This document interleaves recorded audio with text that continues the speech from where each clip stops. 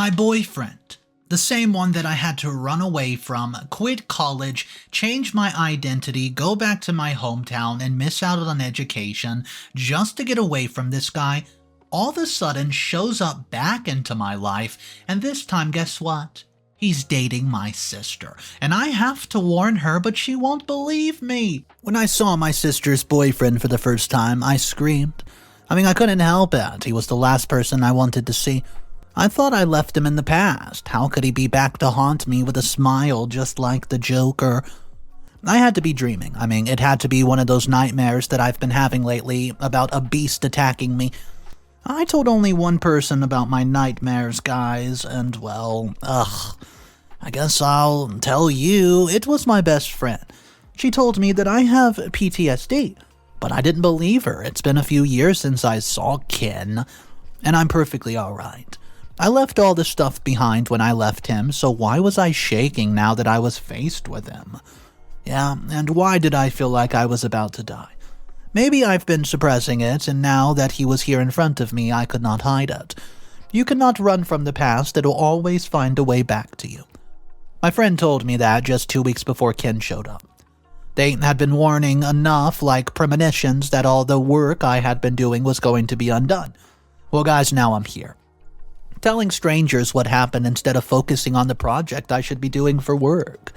I can barely focus on it, and the only thing running through my mind are the memories of my first serious relationships. I met Ken when I was in my 3rd year of university. He was a cute guy who worked at the canteen. He always asked me how I was doing and complimented all of my t-shirts, which always had funny slogans, and I was more focused on school than dating. But I started to develop a crush on him, and I think the crush, it became a full-fledged thing. Well, some so-called friends of mine had asked me to hang out with them, and I didn't want to because it was not my scene. But they forced me to, and when I got there, I hated it. They abandoned me, and I just sat there waiting for an Uber to take me home. Unfortunately, there were none. I tried calling some friends and asking them to drive me home, but nobody was picking up, and I just started to have a panic attack when I realized what time it was. I had a test in 2 days and I needed to study, and just as I was sitting outside the restaurant, a panic attack loomed. Suddenly, a very, very, very familiar voice called my name, so I looked up. It was the cute guy from the canteen. He asked me if I needed a ride or something, and, well, I asked him, well, how do you know? He just said that he had noticed, how I looked, and I was not having much fun, it seemed. He told me that he did not live that far and was just happy to go and drop me off. Well, I didn't think twice, because I needed to get the hell out of there. He drove me home, and on the way we spoke, and it turns out he didn't even know my name, so he called me T-shirt girl. On that 10-minute drive, I found out more about him and realized how funny he really was. He was 23 and working part-time at the canteen, and he also worked at the bar of the restaurant where I've been. He asked me why I looked so sad, and I just vented to him about how my friends invited me to a place only to end up ditching me. Well, I like how he listened to me and made me feel better and was attentive towards me, and my self-esteem was at 0. I've never properly dated, and I felt no guy would like me. Well, you best believe I thought about our encounter for the rest of the night, and the next day when I saw him, I felt a bit of happiness and butterflies. When he saw me, he called me by my name and gave me a free cookie with my coffee. We became fast friends soon after that, and I liked that I could just go to him about how my life sucks. And he always listened. He always seemed to know just the right things to say, and he also started small favors for me. It made me like him even more, guys. I liked him, but boy, was I shy to ask him out. So one day, he asked me out on a date, and I felt like the luckiest girl in this world. After our first date, things moved extremely fast. He was buying me gifts, driving me places, and inviting me to hang out with his friends. Well, I ended up neglecting my own friends since they never even noticed me, and he also did not like the guys that I hung out with, so I stopped having any guy friends. He told me that as a bartender, so many other girls cheat on their boyfriends with so-called guy friends. He said that he trusted me because I was innocent, but he did not trust my male friends. I told him, If they wanted to try anything, they would have a long time ago. They were not attracted to me, and he just continued to fill my head with his thoughts. He would often tell me how he was always doing so much more for me. The least I could do was care about my own safety. He always had a soft voice and was nerdy looking and looked harmless, so of course it was easy for me to just fall for it. After that, he did not want me to hang out with anybody if it was not him. Right after classes, he had me come to where he worked and I could study where he could see me. Well, yeah, I hated that place because it was so loud and complained many times to him, so he bought me noise-canceling headphones as a solution, and I was so touched and felt that he was being a bit romantic. Slowly, he began to have full control of me. He wanted my location all the time and had to have all my passwords and knew my lecture schedule by heart. Being as delusional as I was, I thought that he really just loved me and wanted me to be safe at all times, so why did he, get angry if I exchanged more than a greeting with a guy? An incident that I will never forget, is the one when a classmate asked me for some notes after a lecture, and we then started to discuss the lesson's contents for about 5 minutes. Guess who suddenly burst in and lost his mind? He asked me why I've been at the same location for 5 minutes when my lecture had ended, and why I was alone with the guy. The guy gets freaked out and leaves, and he never spoke to me again after that, and meanwhile I had to deal with Ken throwing a tantrum about how he could not trust me and thought that I was different from other girls. Yeah. He then said that this was what he got for choosing personality over looks. This was not the first time he had degraded me because of my looks, and I knew all about how his much hotter coworkers was always flirting with him, but he turned her down because he loved me. I told myself that I had to be grateful because he loved me, and he chose me every day. This went on for a couple of months, and I got very depressed and did not talk to anyone besides him. In addition, my grades started to suffer. He continued to lose his temper more and more each day, and he then told me that I had to move in with him and started taking classes online. Well, he said he did not trust anyone around me and just wanted to protect me, and I got depressed when he said that, guys. I really did. I was feeling so trapped. If I moved in with him, then I would lose the little freedom I had, and I was starting to feel very claustrophobic around him, so I called my childhood best friend and told her about how conflicted I was feeling. She told me that this was not healthy and that I needed to refuse. Well, I agreed with her and decided to tell him very nicely that I was not going to move in with him. That was when she decided to lay a hand on me. Well, he got very, very angry, called me ungrateful since he did so much for me, and then he did it, guys. He slapped me. Slapped me, and I screamed, and then he slapped me again. This time he hit the side of my mouth with his ring, and I started to bleed. I was terrified. I could not believe what he had done. So far, I had not noticed that he was abusing me because it was emotional. Not that he had hit me. It's clear now. This man was a danger to me, and I needed to stay away before I ended up being beaten to a pulp. When I started to cry, all of his anger vanished, and he started to apologize profusely. He told me, he's very, very sorry. Something came over him, and he would never do that again. I told him that I needed space and left, and I got myself a motel for the night. I told my best friend what happened, and she told me I needed to leave him ASAP. Well, by now I knew how crazy and manipulative he was. He would just try to manipulate me again if I gave him the chance, so I did not give him a chance. Instead, I told my parents that I wanted to move back home and transfer schools ASAP. The year had already ended, and I was left with only a few assessments. When my parents asked me why I wanted to leave, I told them that I was very homesick and it was making me anxious. So I also told them that I was finding it hard to fit in and had no friends, so they helped me organize everything and I left. I blocked him everywhere and he was gone within a few weeks. I've not seen or spoken to him since, and ever since then I've worked on my self-confidence. I've not dated again and have only focused on my career. Well, my younger sister Julie wanted to go to university that I went to when she finished school, and I could not prevent her or even warn her about that crazy guy because I was just too embarrassed. Besides, she was going to a different facility. There's no chance that she would even run into him. She met someone in her final year and they have been dating since, and I've not met the poor guy. Only Mom and Dad have met him, and she told me that he was coming to town to surprise her, and she wanted to meet him. So I told her to come to my apartment and the three of us could be having dinner. Then she showed up at my place with the ghost of my past and I lost it. Well, my sister was very confused and asked if I was on something, and I told her that I would tell her later, and I just realized that I had a deadline, so that got me out of having to go to dinner with him. But you best believe that I'm going to tell her the truth about him. I'm not going to let that red flag be a part of my life again, let alone destroy my sister's life. Update number 1. This is 1 week later. Hey guys, it's me with another update. Well, you would not believe what happened when I told my sister the truth. Guys, she's so deep in love with that crook that she believes every word that he says.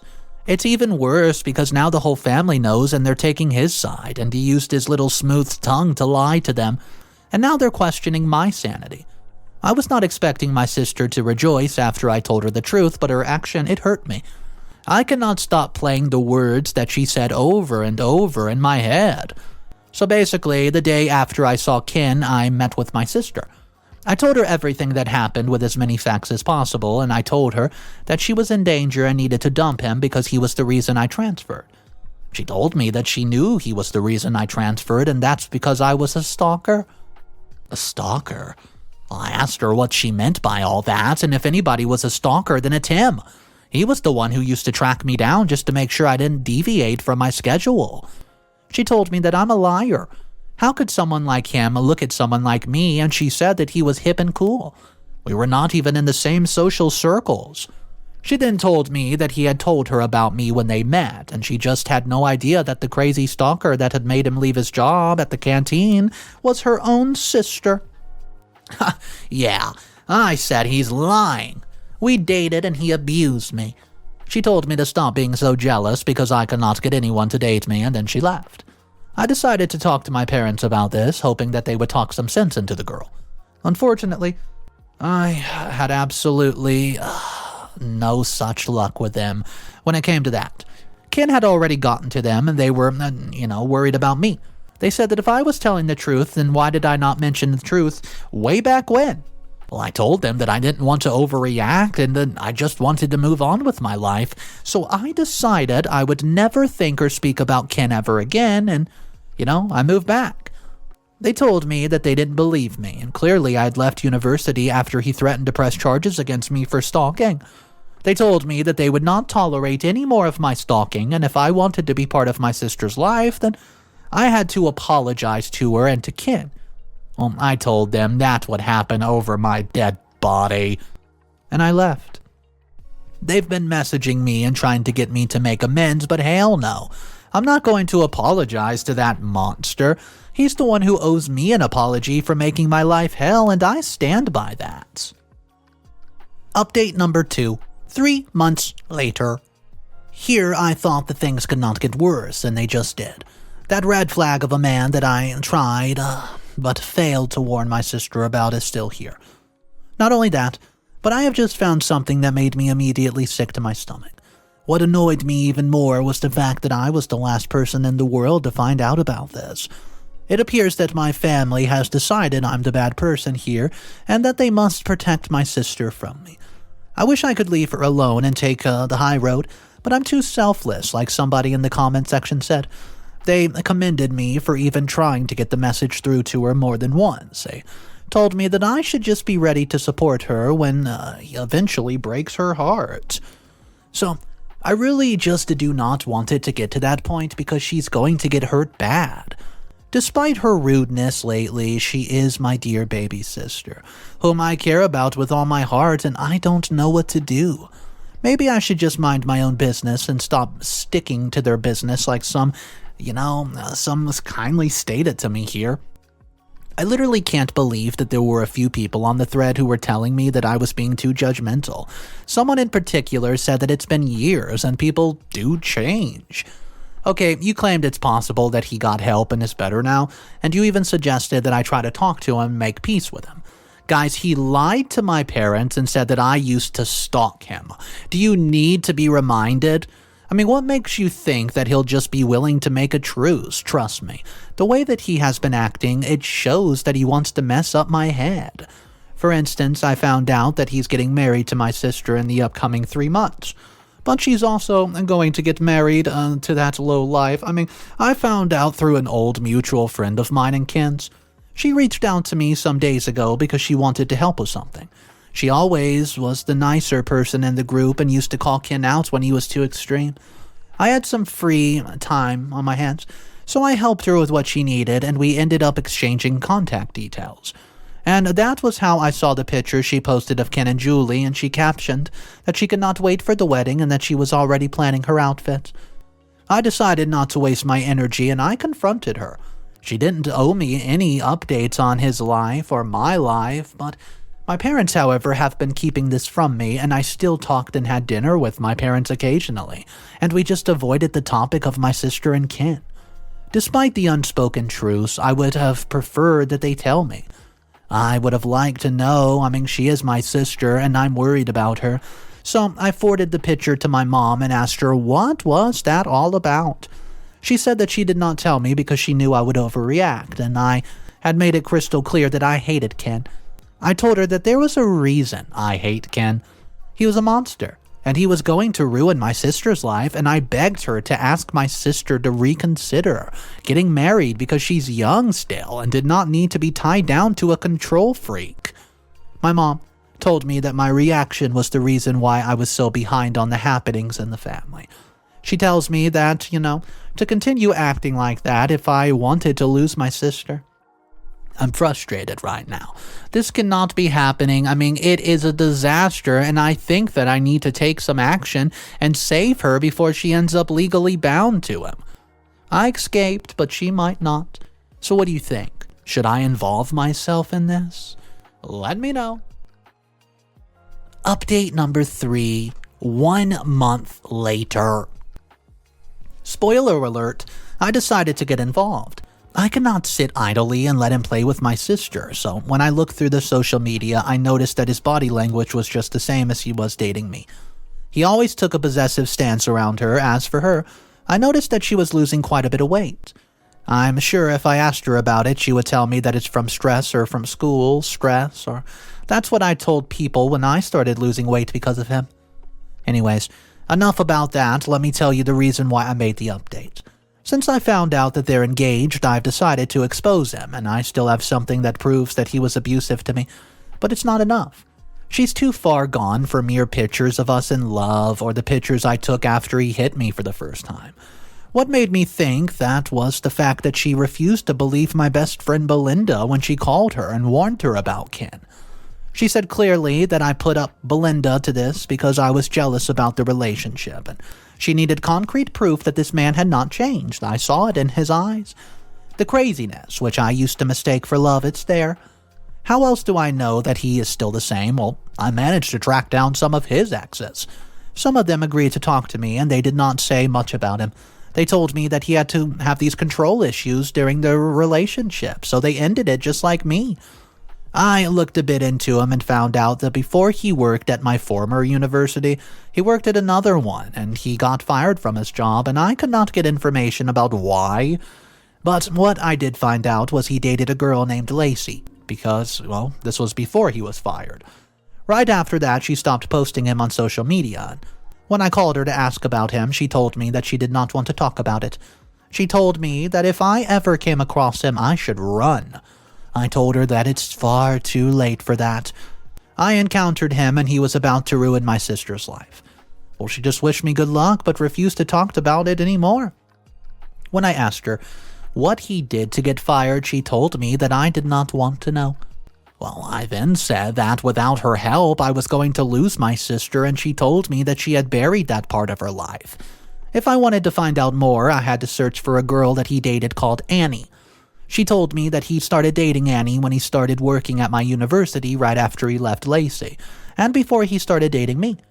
Lacey told me that one day Annie showed up at Lacey's place, and Annie told Lacey that she was dating Ken, and since he was becoming abusive in those days, she needed to find the girl who dated him before, so she could get the idea of what kind of person he was.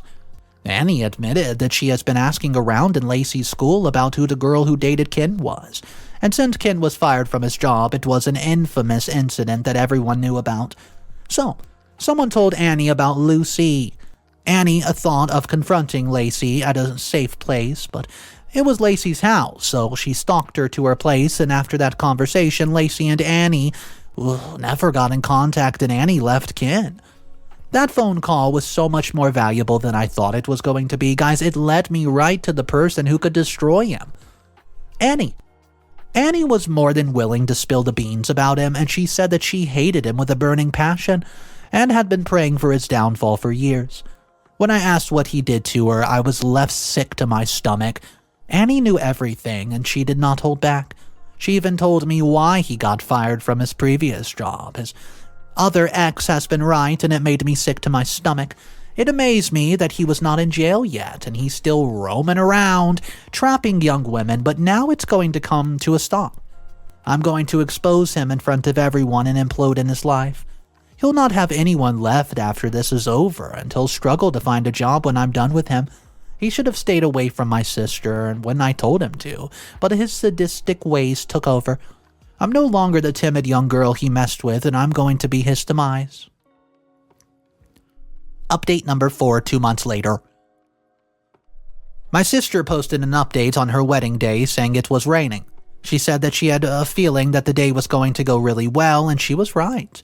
It was the best day of her life because I saved her from making a big mistake. Her wedding day became Ken's doomsday. Sure, I ruined it, but I don't feel bad about it. So obviously, I was not invited, right? But that did not stop me. But first, I have to have a conversation with Ken because I have not properly spoken to him since the day I left. So I showed up to his apartment days before the wedding, and I had just met up with Annie and decided to make a stop by. He was shocked to see me and even more made a joke that I wanted him back. I told him that I was there to warn him to stay away from my sister. I told him that I had information that could ruin his whole life, and if he did not call off the wedding, I was going to expose him to everyone. He laughed and told me that this was not one of these love novels. It's real life. Nobody would believe an irrational girl like me over a humble guy like him. Well, he then grinned, devilishly I should add, and told me that he looked forward to the life he was going to build with my sister and that whatever I was planning would simply not work. He called me emotionally weak and started to laugh at me, and I admit it got to me a little. But I left before he could see it, and at least I gave him a chance to leave her alone. That was more kindness than his likes deserved. Since I was not invited to the wedding, I gatecrashed with 2 special guests. One was Annie, the girl who got pregnant and was forced to terminate the pregnancy. After that, she got very depressed and had a mental breakdown, which landed her in a psych ward, by the way. The other person was a man named Ruben. Ruben used to work with Ken. He was a friend of his girlfriend at the time. Well, Lacey. And Ruben made the mistake of being too friendly to Lacey one day. He gave her a ride home after Ken had not picked up the phone for hours, and instead of being thankful, Ken accused Ruben of having bad intentions with Lucy. They ended up in a physical fight. But they got separated, and one day at work, Ken poured hot water all over Ruben's hands, and he told him to keep his hands to himself and leave Lacey alone. Well, Ken got fired after that, and his reputation was in the tatters, and nobody wanted to work with him since it was a small town. So he moved to another state, and he had a warrant for his arrest for what he did, so he never returned to that town. After that, he met Annie and started a relationship with her, and he was obsessive, controlling, and abusive. He made her lose all sense of herself. After she lost her child because of him, she withdrew from school to recover. She also met Lacey at the time, and he forced her to still see him. But when she refused, he came to her apartment and he hit her. She managed to record a small part of what happened and kept it to herself. She was in and out of hospitals, and she has never used that recording. It was also because she somehow managed to escape Ken. Annie and Ruben submitted their evidence to the police, who showed up right before Julie and Ken said their vows. He got arrested immediately, and everybody was very confused. So I let Annie and Ruben explain everything, and I had something to take care of. My sister had fled the altar crying. I followed her, but luckily she had not gotten far. She was shaking as she told me that she was sorry that she didn't believe me. I held her really close and told her it's fine, as long as she was not married to him. She's currently sleeping in my spare bedroom as I'm updating this. I would really appreciate some advice about how best to help her after this shock. I have no idea what to expect once she wakes up. Final update. I just wanted to say a quick thank you that 7 months later, my sister is doing a lot better and we've both decided to go for counseling. Counseling has really improved my life, to be honest, and I no longer feel scared or distrustful of all men. I've also learned healthy ways to process my emotions when I see things that mess with my mind. Well, as for that scoundrel, he got arrested and charged with assault.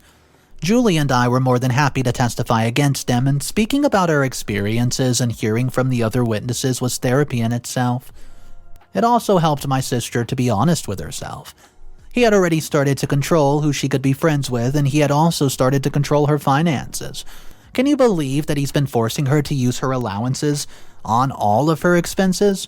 It appeared that he was constantly thinking of new ways to take advantage of any poor soul who fell in love with him.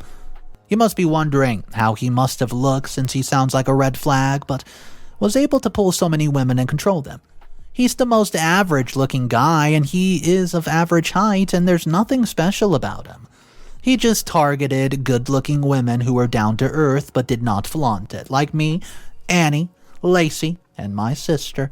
I can say that all of us are beautiful without meaning anything vain. He, on the other hand, was just an average Joe who overcompensated. I can't believe that I allowed myself to be played by someone so average. That's what makes it even more laughable. At least we're laughing about it and not crying. Alright guys, usually I don't really agree with putting people on blast in the middle of a big event like a wedding or a gathering or a family dinner, because it always escalates the situation, but I have to say, Ken was a monster. He absolutely deserved every bit of karma that he got, and I think he deserved a lot more. At the end of the day, this guy was so toxic. I mean, he laid hands on OP. He laid hands on his ex-girlfriends. He abused them mentally, physically. I mean, you name it. Come on. This guy deserves the worst. So, I did see some comments arguing that OP should have just cut off everyone, including her sister, and her sister would find out eventually. Well, anyways, guys, let me know your thoughts on that. And if you want to talk about it, drop it in the comment section. My name's Mr. Reddito, and I narrate stories like this every single day. If you want to be a part of these stories, consider subscribing, and until then, have a great day, and of course remember, it's cool to be kind. Peace.